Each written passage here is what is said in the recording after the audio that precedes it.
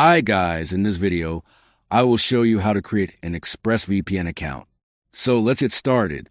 First of all, you need to download and install ExpressVPN. Click the link in the description below to go directly to ExpressVPN. Once you've installed it, let's open it. Now on the home page, as you can see, first you need to choose a package according to your needs and then click on Start Free Trial. Before starting a free trial, you need to provide a payment method to your Google account to start the free trial. And then click on Save Card, and that's it. If you're looking for a VPN that gives you better speed, advanced security, and the ability to unlock content worldwide, I recommend you use NordVPN. NordVPN lets you use one account on up to 10 devices at the same time. It works on Android, iOS, Windows, macOS, and even some smart TVs.